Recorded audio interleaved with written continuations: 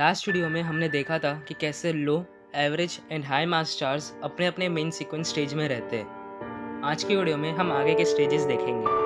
So without wasting any further time, let's start.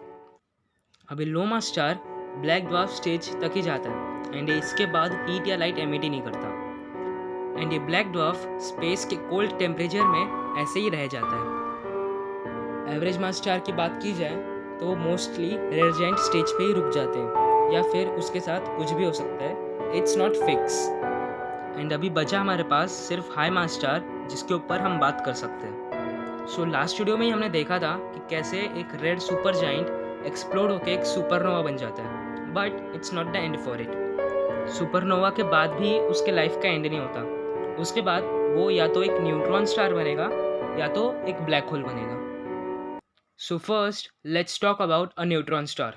सो जब एक red super giant explode होकर एक सुपरनोवा बनता है तो कभी कभी वो एक्सप्लोजन में उसका कोर सर्वाइव कर जाता है and rest of the star supernova में एक्सप्लोड हो जाता है। So if the surviving core का mass is between 1.5 to 3 solar masses, तो वो कोर बहुत ज़्यादा कॉन्ट्रैक्ट होने लगेगा एंड ये बहुत ही ज़्यादा डेंस हो जाता है।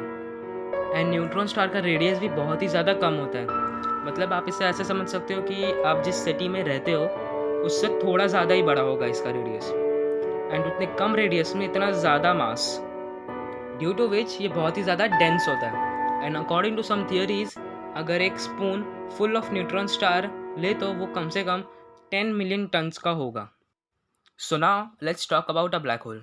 सो जब सुपरनोवा एक्सप्लोजन में अगर कोर सर्वाइव कर गया एंड उस कोर का mass is more than 3 solar masses, तो उसका कोर और भी ज़्यादा छोटा होने लगेगा एंड इवेंचुअली बहुत ही ज़्यादा डेंस होने लगता है एंड उसकी ग्रेविटी भी बहुत ही ज़्यादा हाई हो जाती है, इतनी हाई कि लाइट के पार्टिकल्स भी उससे बच नहीं सकते। एंड इस पॉइंट को हम बोलते हैं सिंगुलैरिटी। ऐसा पॉइंट जहाँ huge amount of mass present है इनसाइड इन्फाइनाइटली स्मॉल स्पेस, जहाँ डेंसिटी एंड ग्रेविटी इन्फाइनाइट हो जाती है, जहाँ स्पेस टाइम कर्व हो जाता है एंड जहाँ लॉज ऑफ फिजिक्स भी अप्लाई नहीं कर सकते।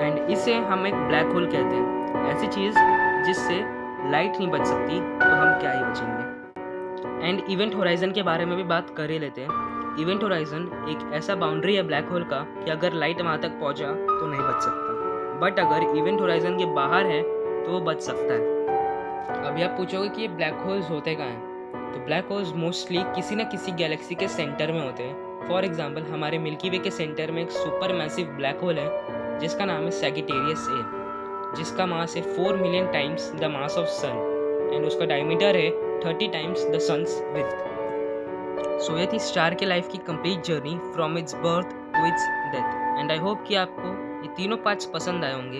एंड अगर आपके पास भी कुछ टॉपिक से रिलेटेड टू एस्ट्रोनॉमी तो कमेंट कर देना, मैं उस पर भी ट्राई करूँगा वीडियो बनाने के लिए। सो इसी के साथ आज का वीडियो एंड करते हैं। फिर भी अगर मुझसे कोई डिटेल मिस हो गई हो तो आप मुझे कमेंट करके बता सकते हैं या इंस्टाग्राम पे मैसेज कर सकते हैं। So see you guys in my next video.